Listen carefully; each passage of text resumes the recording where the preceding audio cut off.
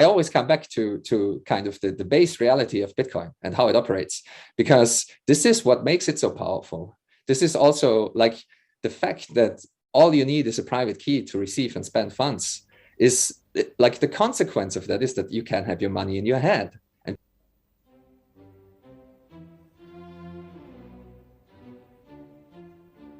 generate a private key. It doesn't matter if you do it alone on the toilet or you use a hardware wallet or whatever, it doesn't really matter. As long as it's random, you know, as long as the entropy is good, you're fine. And then you can convert it to like 12 or 24 words. And you can actually remember 12 words. Like that's doable, you know, especially if you're in a situation where you have to flee your country or what have you, then putting 12 words in your head, you can actually do it. And this works because of the base reality of Bitcoin, of how it operates.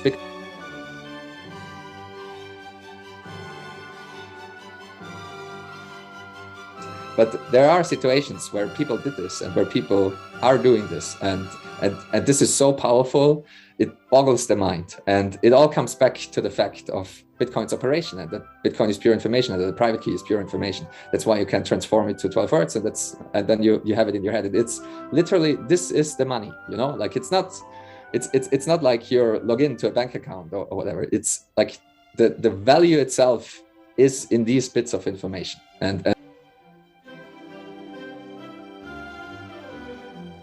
it's not even a math problem, really, you know, like it's oftentimes in the mainstream media, you see that Bitcoin miners, they solve complicated math problems. No, that's not what they're doing. They're trying to find a very specific number, like a set of numbers is valid. And the search space is so large that you have to roll the dice so many times, like the chance is so minuscule that you find this number, that all they're doing is guessing, you know? It's not complicated. It's not complicated at all. They're just trying to find the right number.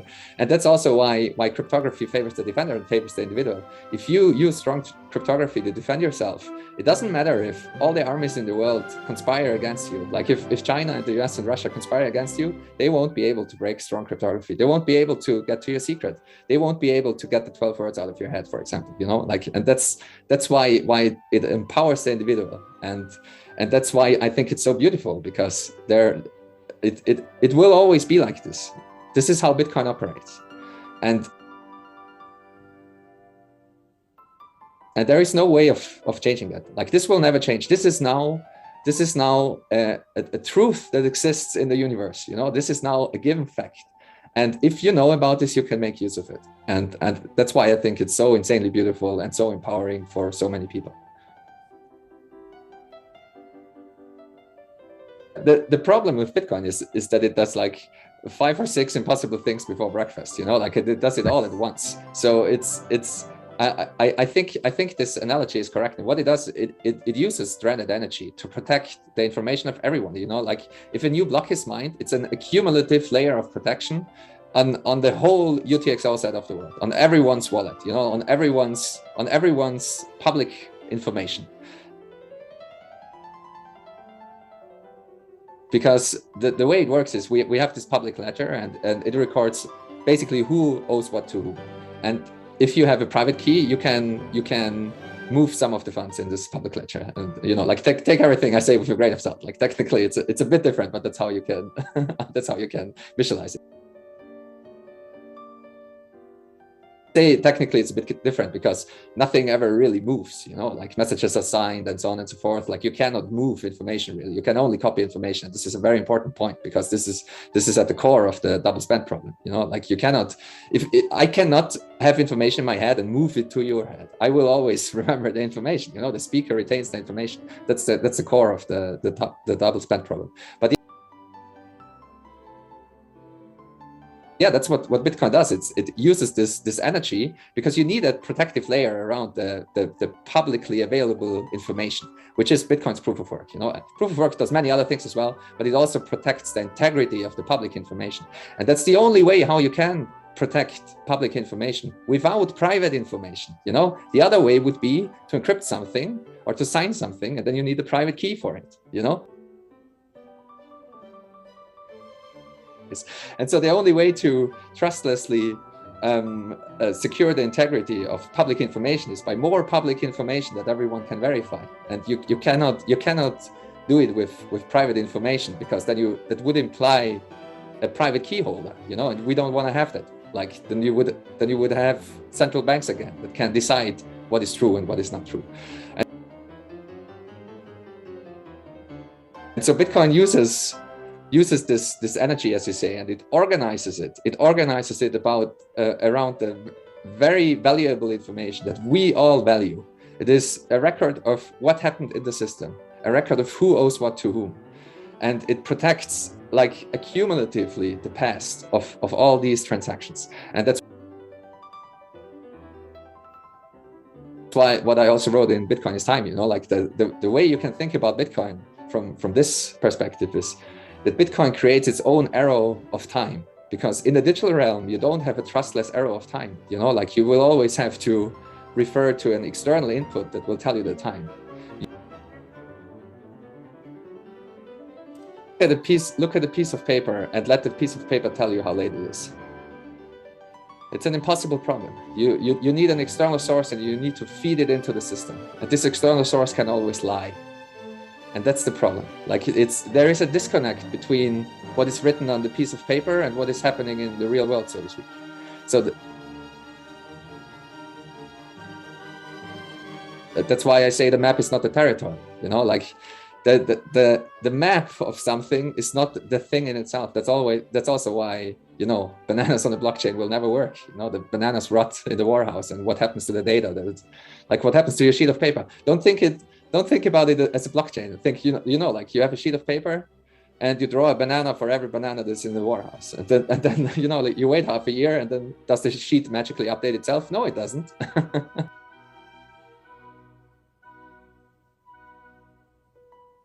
Like there is no link between the informational realm and the physical realm. And Bitcoin is, like, proof of work is the only thing that works, that creates this link in a probabilistic fashion, because it creates information that speaks for itself. And that's like information that speaks for itself.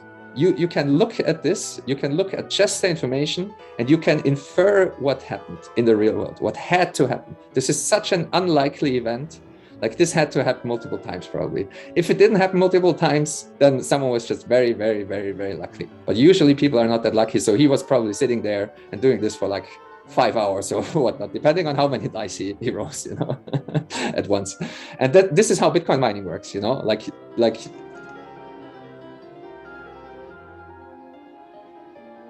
Bitcoin miners, they find this random number that in a process, in a game, that you can't cheat.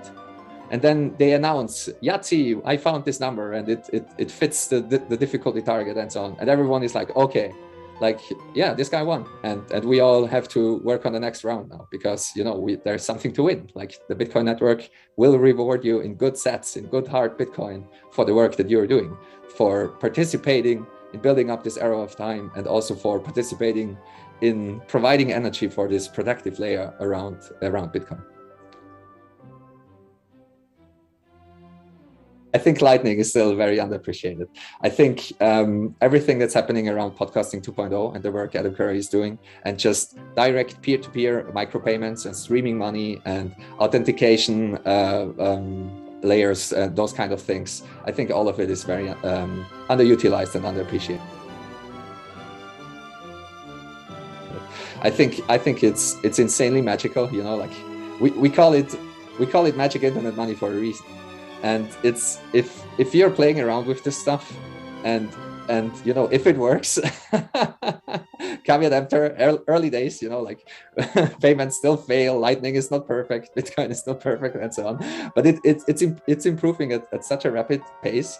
And if you're listening to this in a podcasting 2.0 app, like you can stream sats right now. If it's not hard to set this up on either side, and this is insanely magical. And I think it's still, a lot of people are sleeping on this. Like the fact that this exists is amazing, and I think it has the power to disrupt advertisement models. I think it has the power to create whole new spaces in cyberspace that can kind of work and monetize themselves. And I think all of it is very kind of underappreciated still. Their own, and intuitively it was very similar, you know, like when email came around for the first time, most people were just still using fax machines for the longest time, you know, even though something way superior was here, they just didn't see the need and they didn't figure it out. And so I think this transition will take longer than the technological maturity will take.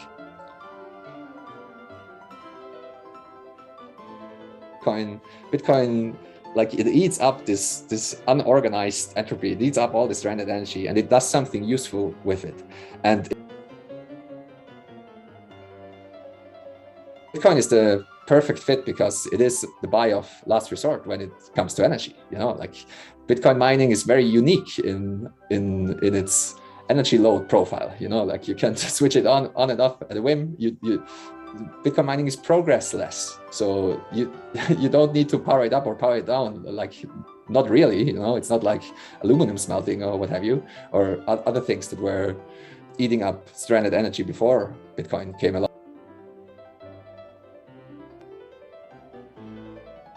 It will disrupt, yeah, basically all of the energy sector in the next like 10 or 20 years, and it will take some time for the energy people to realize this as well. I think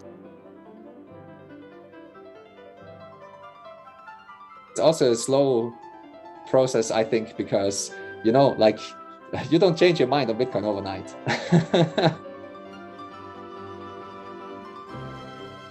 And I think, you know, I think in general, the market will sort this out, like in the sense of what makes sense to wrap into Bitcoin, so to speak, and what makes sense to kind of build on top of Lightning or not. And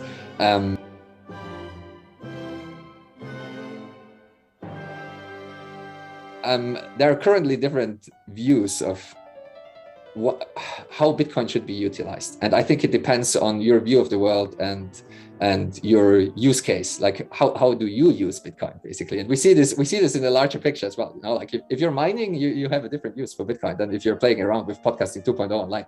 You know, and like the free market will be the jury when it comes to that, because in the end, block space is scarce, and, you know, like the fees will come, don't worry about it, like and the use cases that do not make sense will be priced out, basically. So that's my very high level take on it. The value proposition of Bitcoin is to have no central authority and no central point of failure. And with a tokenization, you always reintroduce centralization, because if you tokenize something, you know, like if it's shares of a company or whatever, there is a company. It is a central thing that we're back to bananas on a blockchain in a sense, you know.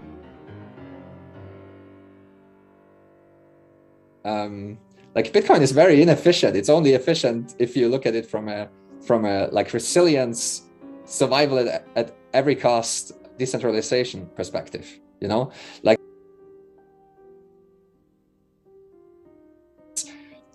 the reason why Bitcoin works the way it works is because with money you can't trust anyone, you know. Like it's a purely adversarial environment, basically. That there are ways to upgrade this that don't require a blockchain, because a blockchain has a very specific use, and the reason why Bitcoin operates in such a stupid way, excuse my language, is because of the constraints of money, and that you can't trust anyone, and everyone wants to cheat all the time, and you like, it's a purely adversarial environment, and you have no central point, period.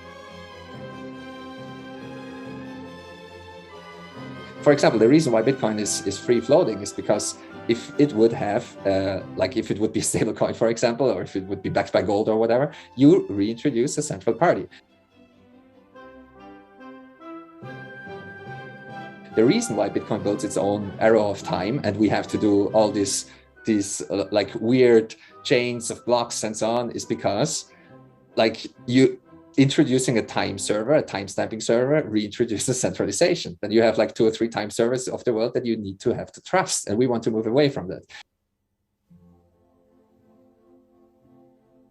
And the reason why we have the difficulty adjustment is because we don't know how computation develops. Like the computers get faster and faster and faster every time. We don't know how many people mine, and there is no central authority that registers the miners and tells you like this is the hash rate we need.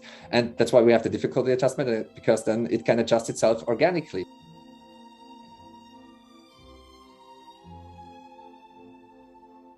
Like Szabo tried to solve, and it's called the cryptanalytic stability. There's no mathematical puzzle that is stable in computation time, you know, like because you don't know like one compute cycle, how long it takes in the real world, because you don't know how fast the computer actually is. You don't know if it's a very old computer or an ASIC or what have you. That's why with computer games, if you emulate them, they sometimes run very, very fast, you know, like you have to do some trickery to slow it down because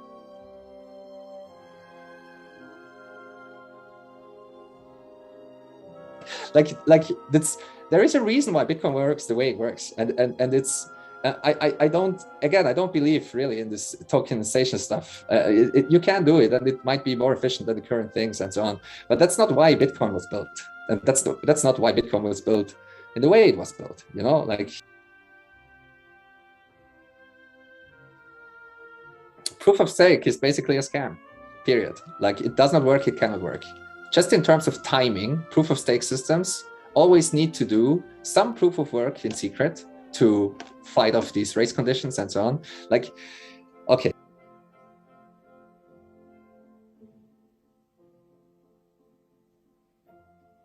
Either they're doing some proof of work secretly, just a little bit, you know, so as an anti-cheat mechanism, or they have a centralized timing server. There is no other way. There is no global time on Earth. There is no global time in the universe. You know, there just isn't, because of relativity.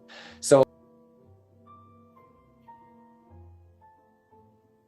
a light signal takes like 50 milliseconds to travel from one place of the Earth to the other. And that's not like an arbitrary, like that's, you know, that's, so there is no global state. You know, like you cannot snap with your finger and decide this is the global state of the world.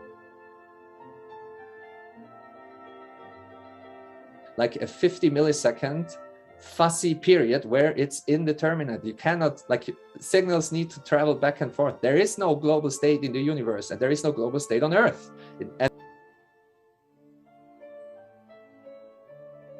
And so if you reduce the block time to lower than 50 milliseconds, for example, it would be absolutely impossible to find consensus. And that's also why chains that have slower, shorter block times, they have more orphan blocks, because it you know, like the risk of running into consensus problems is higher. And Bitcoin's 10 minutes is just like, okay, that's good enough. Even if you have latency issues and so on, 10 minutes is long enough for the Earth to agree on a state. And this is like a physical problem. And proof of stake cannot solve this problem, period. You need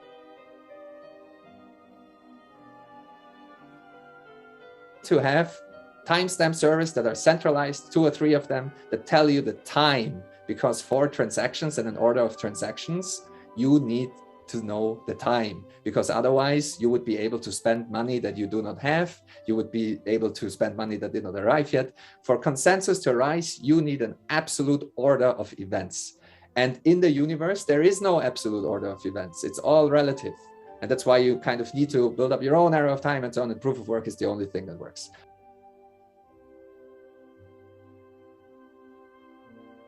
All right, that's one thing. That's just the time aspect. With the proof of stake, one of the biggest problems that Bitcoin solved was who gets the tokens? Who gets the initial supply? How do you distribute the money? First of all, who is allowed to print the money, and how do you distribute it? How does proof of stake solve it? Who decides who can print? Who decides about the money supply and who gets it, you know?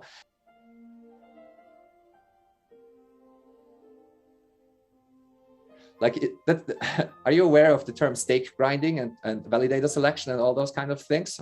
I've heard some of it through the Ethereum. Yeah, that's a big problem. Yeah. You know what solves this? Proof of work. You know, like if you're a validator, or if you control most validators, you are the one who selects the next validator. So who gets the money next? And if you control all of it, then you just give yourself the next slot. and so on and so forth and so on and so forth. And the systems that run into that, do you know how they solve it most of the time? With something that's truly random, which is proof of work. You know, like it's all stupid. Like your proof of stake shitcoin token that you mined yourself or pre-mined yourself. Most people don't know Ethereum had a 70% pre-mine, 70% pre-mine. Very few people, like 5 or 6 people, have had 70% of the Ethereum supply before it launched, you know? And all the other projects are very similar, you know, like there's always a few select people that print the money, because it's a hard problem. How do you generate money fairly and distribute it across the earth, just like gold was distributed, you know, distributed fairly all around the earth without anyone deciding who gets the money? It's a really, really hard problem. And Satoshi solved it, and he didn't take anything for himself, and he disappeared.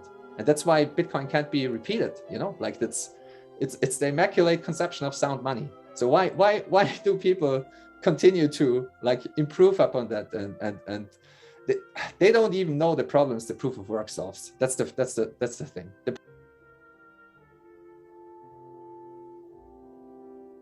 proof of stake people have no idea what kind of problems proof of work solves. And so they're not even understanding the problem correctly, and they are trying to come up with a solution, and all the solutions are flawed. And you always, as I said in the beginning, you always have a certain quorum of people that decide what the truth is.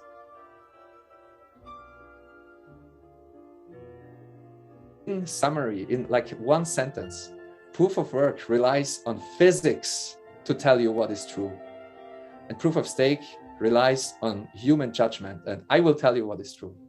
And that's the big difference. And we want to move away from human judgment, and we want to remove humans from the equation when it comes to the very moral and ethical question of money production and who can control the monetary flows.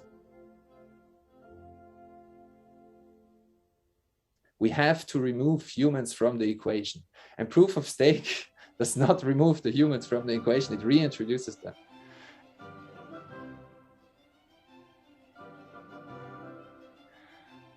It's a moral and ethical question. Who should be able to print the money, and who should be able to deplatform you? Who can stop the money flows? Who can freeze the accounts? Who says what is true and what is not? And Bitcoin and proof of work, it uses physics and mathematics, and something you cannot cheat.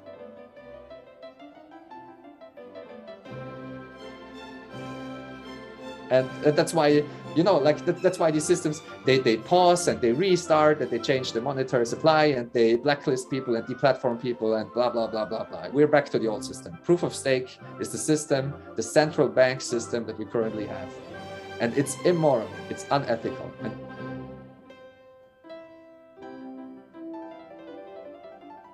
And proof of work is a safe and secure and fair system that is based in reality, that is based in mathematics, that is based in physics itself, and it actually solves these problems all the other people try to solve. You know, Bitcoin is the first cybernetic form of life, the first cybernetic organism, because it keeps itself alive, and it pays us to keep it alive. You know, Bitcoin pays miners to keep it alive, and it's all about the internal structure. And of course, the internal structure of Bitcoin is data. But you still need someone to keep the data intact and alive and find it useful enough to pass it around. And we saw it, like one of the best examples was the mining exodus in China. You know, like 50% of the hash rate gone from the network. Or I don't even know how much it was, like 50 or 60%, something like that. And it recovered like without missing a beat, you know. The heart rate of the Bitcoin network, as we said before, is like 10 minutes approximately, and approximately every 10 minutes a new block came in.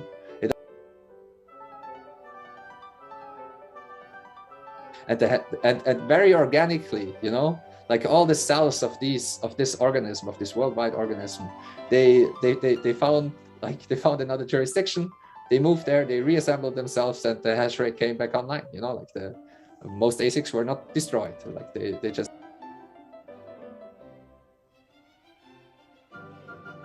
And so I think the life metaphor, the metaphor of an organism is a very apt one. And again, coming back to Ralph Merkel, he said the same thing. You know, he was like, if nuclear war destroyed half of the planet, Bitcoin would march on unhindered. You know, it's like he understood very deeply how this system operates, and you only need a couple of people mining, and the difficulty adjustment will do the rest.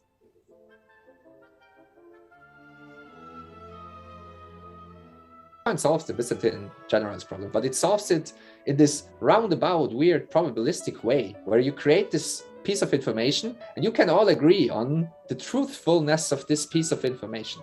And the reason why you can do it is because you have these absolute things that behave like timestamps, and you can map them to our time in Bitcoin, because again, like a block comes in every 10 minutes approximately, you know. And so the way I explain it in Bitcoin is time is like every clock, even like it doesn't matter if you take a grandfather's clock or like one that uses cesium, or one that uses like the atomic clocks and so on. You always have something that swings and something that produces a tick, you know, like a tick tock of a clock. And Bitcoin does the same thing. It's just that every tick is one block.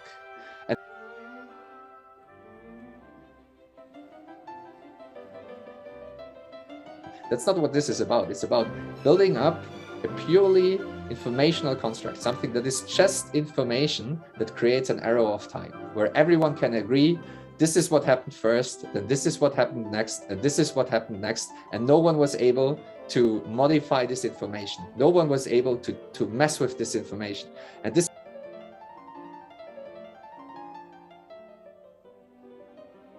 is why in Bitcoin, every single block is linked. And every that's why we call it the blockchain. It's chained together, it's linked.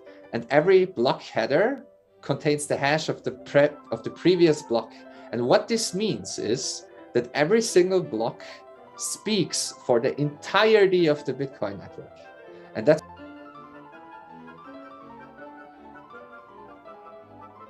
how Bitcoin solves the coordination problem, the Byzantine's general problem, and all that jazz. And it has to do it via timestamping. You need to have an absolute measure of time, in the sense that A came before B, came before C, and so on. And this is what Bitcoin does. And this is what only Bitcoin can do in a trustless manner.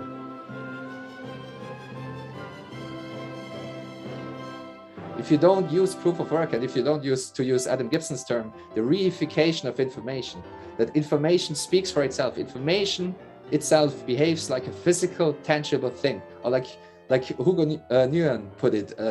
With proof of work, we give blocks weight. You know, we give them real physical weight, and they behave like physical things. Without that, you will always fall back to just trust us. No, we want to move away from this. You know, like you need something else. You need something physical. You need something real. You need something that's independently verifiable. You just look at it and you know it's there, and this is what happened. That's why also people, when writing about proof of work some years ago, they used the pyramids as an example. You know, like the Egyptian pyramids, the Great Pyramid of Giza, it's not proof of stake. Like you can verify yourself that this is there, and it took a lot of work for it to be there. And this is also how Bitcoin works. You just look at it and you know, all right, something had to happen in the real world for this to exist. Like,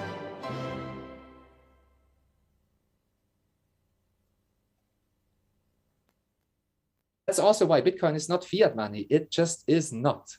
It is a very real money. It is very much like gold, but it's way, way better than gold. You can teleport it. You can store it in your head and so on. I mean, everyone knows that by now. But it is not fiat money. And Bitcoin was created by Satoshi in the mathematical space, and miners are just digging in. But we know from the very beginning, from the Genesis block, 21 million, never more.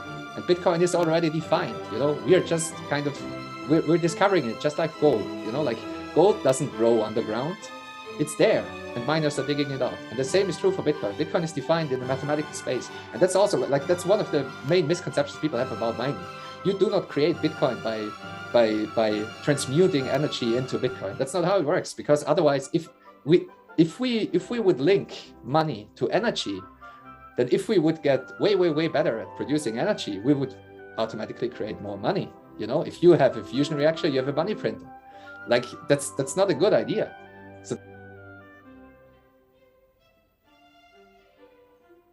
Satoshi fixed the supply schedule in time. You know, we know exactly how much Bitcoin will exist, and it's already predefined. It's predefined in time, and miners are digging it out of the mathematical space. And that's why we can say with certainty, like with certainty, approximately in the year 2140, all the Bitcoins will be mined. And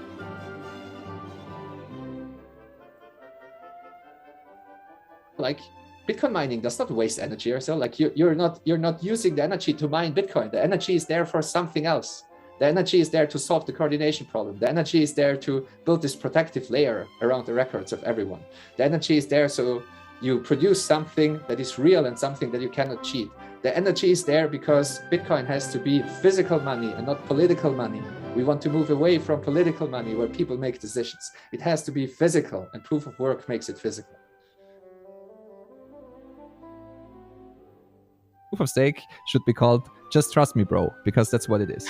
Like, absolutely, no. I'm not kidding. It's 100% true. You know, it's like someone makes up some bullshit, something completely untethered from reality, no proof whatsoever that this is what actually happened, and it's just like, yeah, trust me, I signed off on it with my private.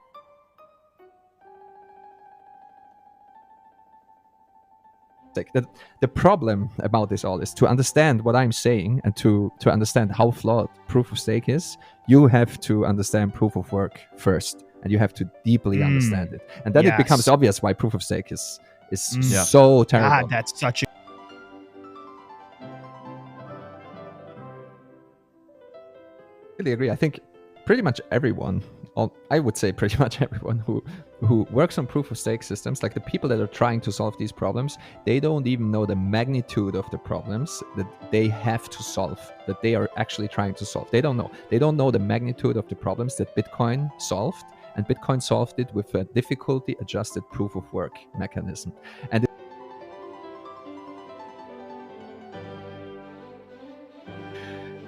I would even go so far to say that some of the problems that Bitcoin solves, and it's related to timing, for example, and also there are many ways of how you can describe it. You can also call it the Byzantine generous problem and so on.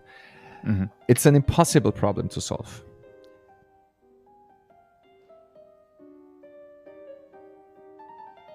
And just engineering types in general, at first glance, they think proof of work is terribly inefficient, and there has to be a better way. And that's why a lot of coders and so on, they go to some smart contract shitcoin that seems more interesting, and they don't realize the profundity of the problem that proof of work solves. And so money describes who owes what to whom, you know, and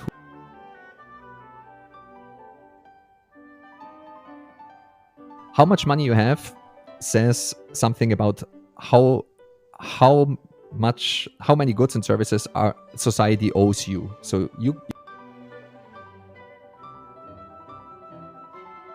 got your hands on some money. Right. How you got your hands on the money doesn't matter, you know, like doesn't matter at all. But if you have a lot of money, you obviously, or someone of your ancestry did something amazing in the past, and you have a lot of wealth, and you can, from the market, get goods and services for it. So it's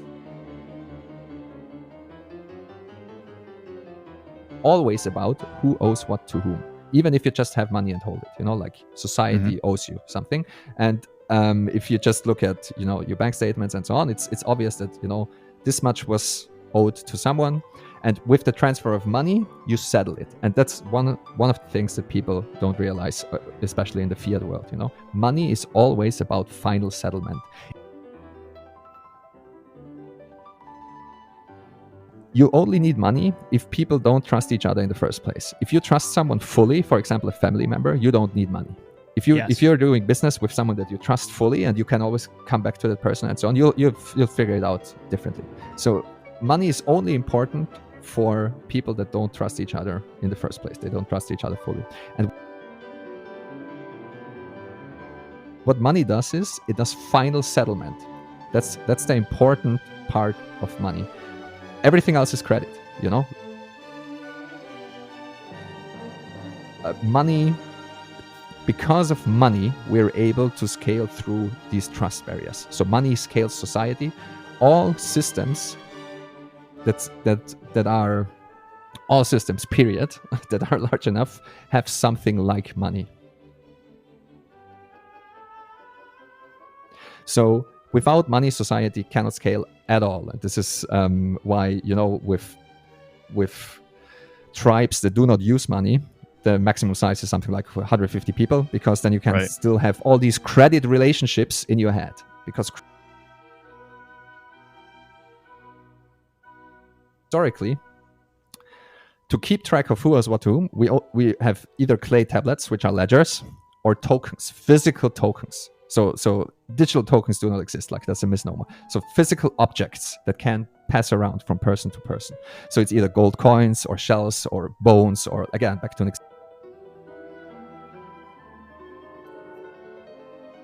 if you have the gold coin, you don't need to ask someone else, you know, like they're inherently decentralized, you could say. Exactly. Yes. And they also they take care of their position in space-time themselves, you know. A gold token, a gold transaction cannot go back in time or something. Like, that's really important to understand. Yeah, physics. Allow me to go one abstraction layer higher. So if you view gold coins as a form of a ledger, it's physics that takes care of the integrity of the ledger. You know what I'm trying to say? It's like, yes, exactly. The gold coins themselves keep care. Physics itself keeps care of the integrity of the spatial and temporal distribution of the money of the ledger and so on. Everything has this, because you can't cheat physics. We only have the only forms of money that can exist is a physical instantiation, and then you use the laws of physics to ensure the integrity, or a digital representation, which is a ledger. And that, by digital I mean just information, because the clay tablet, it's not about the clay tablet itself, it's about the markings on the clay tablet. And this is where the disconnect comes in between the physical world and the informational realm. And that's the first thing you really have to understand. Like, I cannot spend a gold coin that I don't have in my hands. You know, like, it's not by physics, period. If you move to a ledger, if you move to the informational realm, to the digital world, so to speak, you know, the order becomes insanely important, because all you have is a list of, you know, some gold coins moved from A to B and then from B to C and so on. And if the order is messed up, everything is messed up, because suddenly you're creating money out of thin air. So the order of events is insanely important. Someone got money, that has to happen first, and then this person gave the money to someone else, and so on and so forth. And that's where time comes in, because the problem that Bitcoin solved is that on Earth, there is no central time. In the universe, there is no central time. So telling time in a completely decentralized system is basically impossible. Bitcoin solved it in this very weird roundabout, like, you know, practical way. But it's literally retarded to work on proof of stake, because proof of stake is automatically centralized just because of time alone, and that's only one piece of the puzzle. You know, the way I summed it up is the tokens, physical tokens like gold coins, tokens are timeless and ledgers are not. Ledgers require time, because ledgers require an absolute order of things. So to speak, the thing about gold coins, why tokens are important, physical tokens, is you cannot copy them. You cannot copy them. That's it. That's why they are important. That's why they are good money. And so once something becomes information, you can copy paste it always. And that's why information never was good money up to Bitcoin, because of these problems. And that's why you can't have tokens in the informational realm. You can't have the difficulty adjusted proof of work mechanism. That's the glue that holds everything together, and that's the genius of Satoshi, kind of. And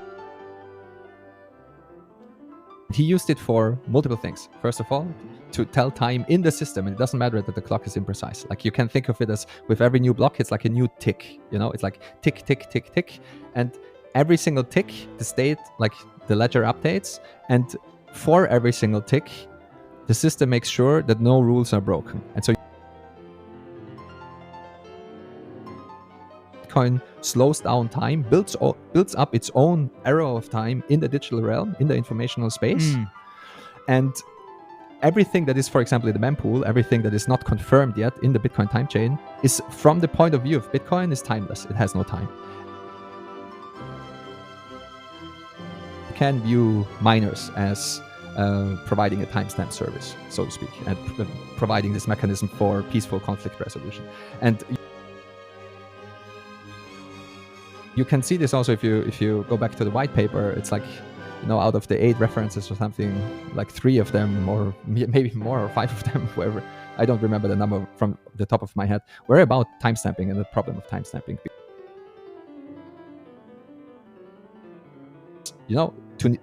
To have money, to have eCash, you need a ledger, and for ledger you need an absolute order, and for an absolute order you need timestamps, because A has to become before B and before C, and so on. And so how Bitcoin does it? Now we can come to entropy. So it makes use of certain things in cryptography and in computer science that are just, as far as we can tell, truths of our universe again, of like truths of math, truths of how computers work, truths of the computational space.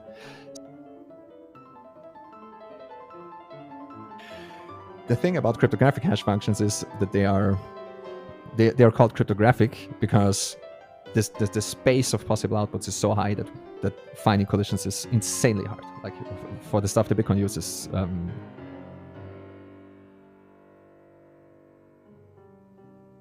to build up an arrow of time that is made out of pure information, you have to use something that is irreversible, and you have to use something that is random. You have to use something that is random to go forward, and you have to use something that is irreversible to go back. And that's so Bitcoin had its genesis with block number 0, and then with the next tick was block number 1, 2, 3, 4. That's the clock, how it went. And everything is linked back to the past. So even with every block that is coming in, everything is linked to the previous block and to the previous one and to the previous one. So the whole integrity of the system links back to the genesis and can be very easily validated by everyone. And that's what every full node does. So you, by running a full node, automatically validate everything that ever happened in the Bitcoin world ever.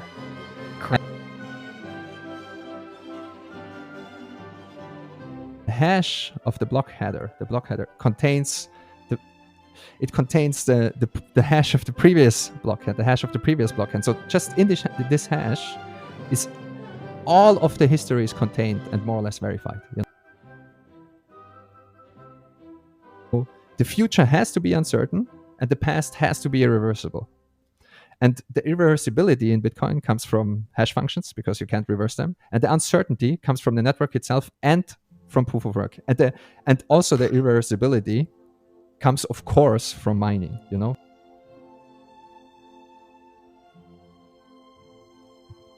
The innovation of Bitcoin is unforgeable history.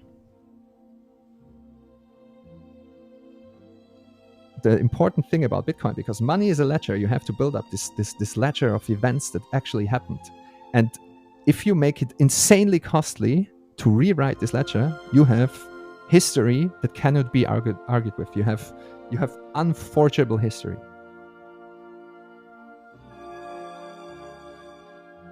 You cannot forge the history of Bitcoin a few blocks down. You just can't. Not even nation states can do it nowadays. It's Marty spoke about this as well on your pod, where it's you have to build ASIC foundries in secret, and produce a lot of energy and so on.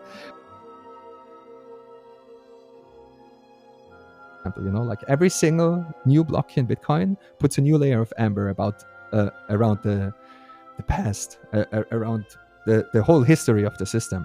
And so you cannot argue with what happened in Bitcoin. It builds up its own history of transactions, who owes what to whom, who owed what to whom, how did the transactions happen, and every single block puts a new layer of amber on top of it. And to create a new valid block that is accepted by the network, you need to do the proof of work.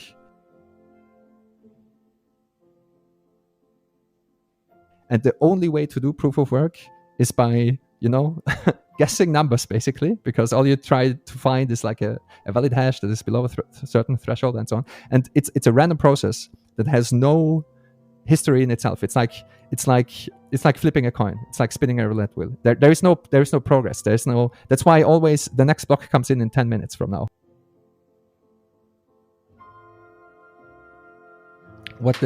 What the miners do is they're trying to find a random number, and you can visualize it as like rolling dice or flipping a coin. Rolling dice is an easier example to visualize. So every single miner is rolling a dice, and the dice is just very, very, very big.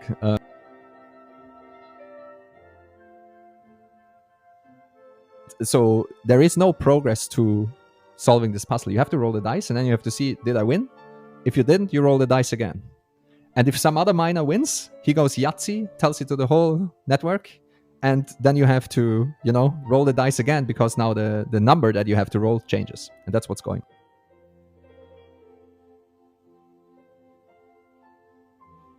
To make updates to the ledger, to make updates to the network, you need to invest energy and, more importantly, time.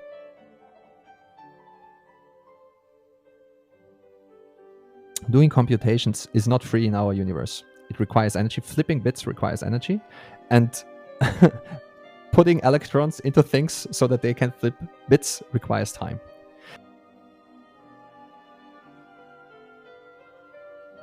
And so this is how Bitcoin figures out how much time has passed in the real world.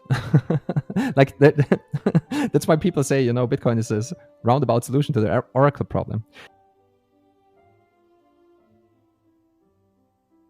The problem that you have is, and that's why I had this short little thread, and I gave a talk once where I conclude with, in Bitcoin the map is the territory, and in Bitcoin is the map is the territory. And by map I mean, like your clay tablet, and you're putting lines for every sheep that comes home, and the territory are the actual sheep.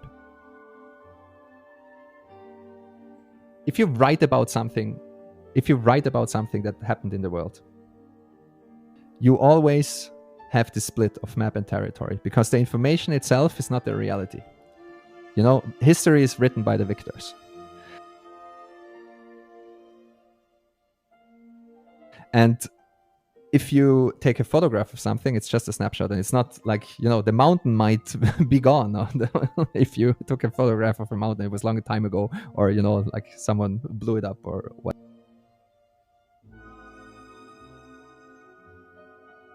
Bitcoin is the only thing, difficulty adjusted proof of work is the only thing where you can look at the information and the information speaks for itself. The map is the territory. The information is the thing. And that's why also 12 words in your head are the actual thing. It is, for all intents and purposes, your Bitcoin.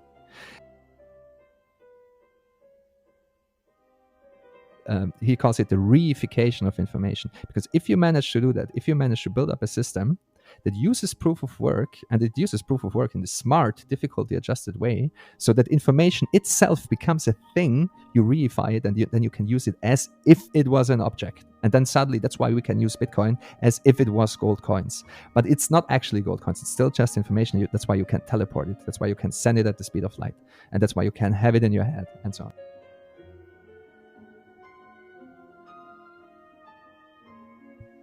Mining and the proof of work and the building up the arrow of time and so on and so forth. It's impossible because of the Oracle problem. Like, computers do not know anything about the external world. Nothing. They cannot know anything about the external world. And it doesn't change if you put sensors on the computer.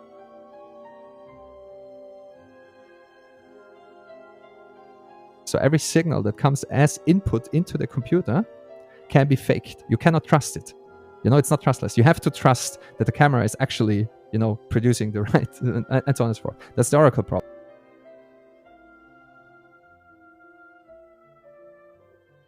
You cannot. Computers have no way about telling anything about the external world. They can only tell something about their internal world, which is only computation. That's all computers can do. And so Bitcoin uses, it only looks at its internal world, so to speak. The only link that it has to the external world is the link of time.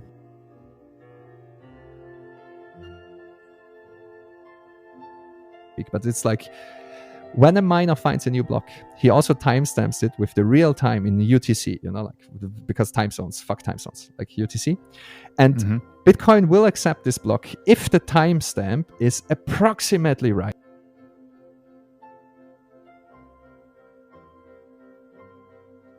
It has to be like in several hours, like if the timestamp is off by more than like 3 hours or something, then the network will dismiss it.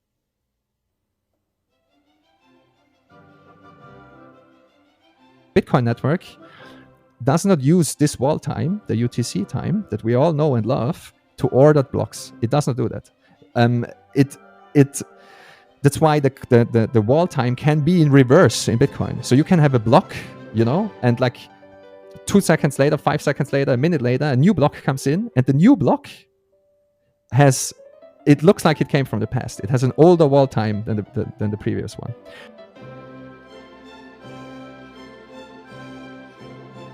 It doesn't matter for the Bitcoin network. It only matters that you have like an average of these timestamps, and so that the network uses this and trusts kind of this enough because it's distributed trust. Because you're too much, because the network will dismiss your block outright. And that's also where proof of work is important, because you actually invested real world assets in terms of energy and so on. So because proof of stake, for example, is the nothing at stake problem. Like you can just make stuff up. Yeah. With proof of work, you cannot make stuff up. And so if you put in work, you want to be rewarded for this work. Otherwise, you're uneconomical. The Bitcoin network does is it averages across these time spans, and this is enough to solve the Oracle problem. And it will figure out everything it needs to figure out. It will adjust the puzzle difficulty. That's all it does. But with that, it will figure out how many computers are working on me, how many computers are securing the Bitcoin network. China ban, for example, was a perfect example. 50% of the ASICs that were securing the Bitcoin network dropped off. Bitcoin noticed this and adjusted it downward. So it also knows, the switch from CPU to GPU to ASICs, because Bitcoin worked the same as it works now when just Satoshi was mining. You can think of it like a thermostat, but it's way more beautiful than that. But it is like a thermostat, and the thermostat can be very, very simple. It's very stupid, like I said before. It's amazingly simple, but it produces these very complex results. The problems it solves are so insanely complex.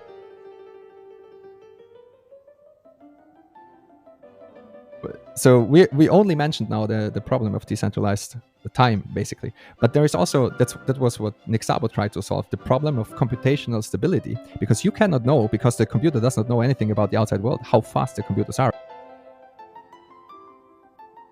So you cannot create a computational problem or a mathematical problem where I can tell you with a guarantee it will take a computer like 2 minutes to solve, or 5 minutes to solve, or at least 10 minutes to solve. Like, that's impossible, because our computers get like 1 trillion times faster every time, and you don't know when the next breakthrough is coming.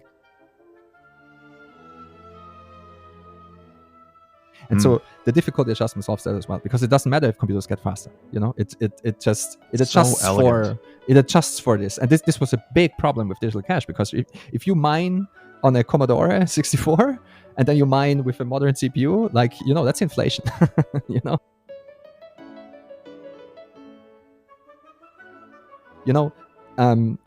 time doesn't exist for computers. Also, like how fast the computer is running, the computer itself doesn't know. That's why emulators work. That's why, like you just don't know from the perspective from the computer.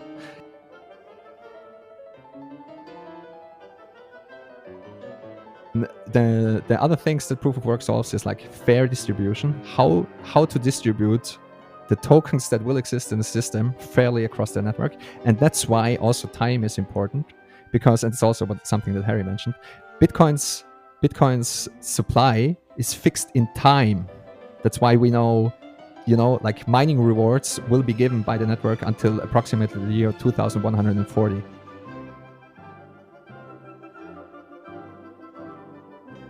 And the issuance and the money, like how difficult it is to create the money, if it would be anchored to energy, it would be terrible, because then you take like 10 nuclear reactors and all the money is yours. So that doesn't work.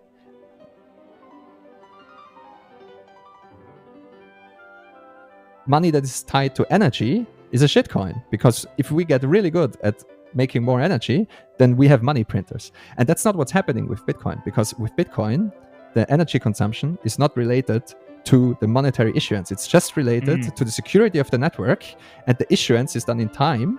Like it doesn't change how much Bitcoin is produced just because way more people are mining now. And these are all very, very, very hard problems to solve when it comes to digital cash, and we were unsolved before Bitcoin and before Satoshi's genius of putting it all together with the difficulty adjusted proof of work. And proof of stake has all these problems. That's why proof of stake fails with timestamping attacks, and that you can't do stake grinding. You cannot do a fair distribution of proof of stake coins by only using proof of stake. That's why they start with proof of work and then try to switch to proof of stake.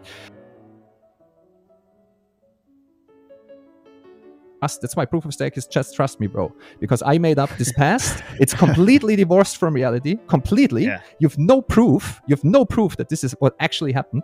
You have a consortium of like 5 people, 12 people, doesn't matter. And they were like, yeah, we were there. Like we have the notes. It's like history. It can be a lie.